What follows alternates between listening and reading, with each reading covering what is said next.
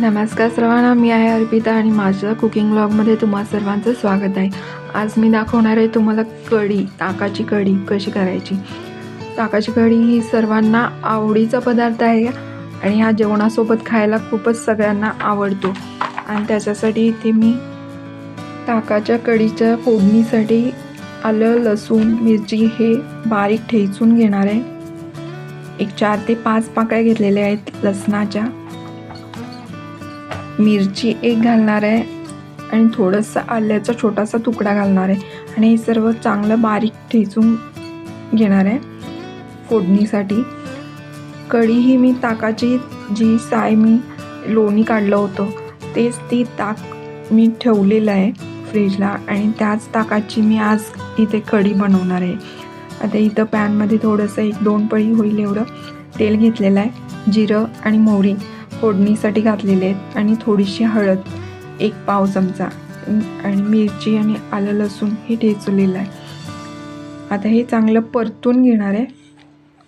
आलं लसूण चांगलं फ्राय झाल्यानंतर ह्याच्यामध्ये मी कढीपत्ता एकदम फ्लेवरसाठी थोडा घालणार आहे। तर कढीपत्त्यामुळे एकदम छान असं टेस्ट येते कढीला, त्यामुळे कढीपत्ता हा जरूर नक्की वापरा, त्याच्याशिवाय कढी ही छान टेस्टी होत नाही। आणि त्याच्यामध्ये लोणी काढलेलं मी जे ताक होतं ते इथं मी वापरणार आहे। याच्यात लोणी घातलेलं ताक हे जास्त कढीसाठी टेस्टी बनते, कारण तुपकट तेलकट असं कढी तयार होते। तुम्ही दही जरी ढवळून घातला तरी चालेल कढीसाठी। मी ते लोणी काढलेलं ताक वापरलेलं आहे आणि आता हे चांगलं असं मिक्स करून घेते।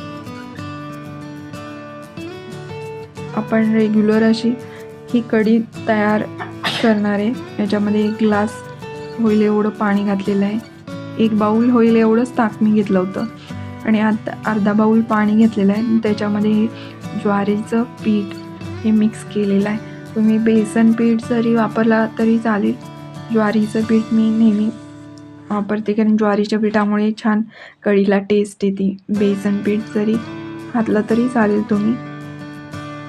आणि आता हे चांगलं व्यवस्थित मिक्स करून घ्यायचं आहे आणि ज्वारीचं पीठ आणि हे ताक हे चांगलं शिजू द्यायचं आहे।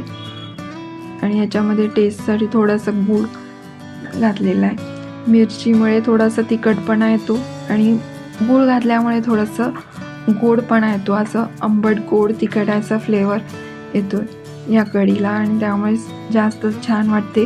ही जेवणासोबत सर्वांना आवडणारी आणि कोथिंबीर थोडीशी मी वरतूनही घालते आणि हे चांगलं असं हलवत राहायचं एकसारखं उकळी फुटेपर्यंत। शिजू द्यायचे 5 ते 7 मिनटं याला लागतात चांगली उकळी यायला आणि ही कढी शिजायला। आणि 5 ते 7 मिनटामध्ये ही कढी शिजून तयार होते। ही एकदम परफेक्ट रेसिपी आहे, कोणीही झटपट पटकन बनवू शकते। ही अशा पद्धतीने मी रेसिपी सांगितलेली आहे कढीची आणि तुम्ही नक्की ट्राय करा। ही महाराष्ट्रीयन पद्धतीने कढी केलेली आहे, बाकी गुजराती वगैरे ह्या भागात सुद्धा अशी फेमस आहेत त्यांची कढी आणि आपली ही महाराष्ट्रीयन स्टाईलमध्ये हे सिंपल एकदम परफेक्ट अशी रेसिपी आहे। हा माझा व्लॉग कसा वाटला हे नक्की तुम्ही कमेंट करून सांगा। माझ्या व्हिडिओला लाईक, शेअर आणि सबस्क्राईब करायला विसरू नका।